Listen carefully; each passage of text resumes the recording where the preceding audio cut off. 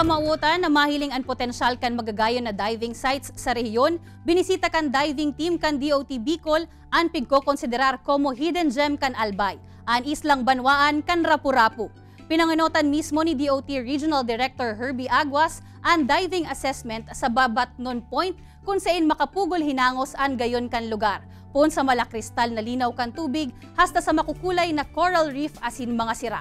Bakong makusog ang sea current sa diving site, kaya talagang may enjoy kan mga diver. Sigon sa DOT, mas urog na madakol ang diving sites asin fish sanctuary sa isla sa oras na maging positibo ang sa indang ginibong assessment.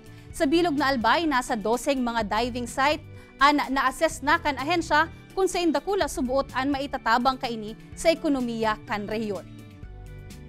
Well, they're very impressive so area kang Rapu-Rapu. Sa linaw sa nakang tubig talagang maengganyo ka mag-dive, and that's what saro sa tiga hanap kang mga divers. So malinig as in malinaw na tubig. So bali, ang Rapu-Rapu po baga is hidden gem of Albay. Sa mga mas sunod na aldaw, mamimidbidan po ang Rapu-Rapu as parang Batanes po. So sunod-sunod na po yan sa mga diving spot po.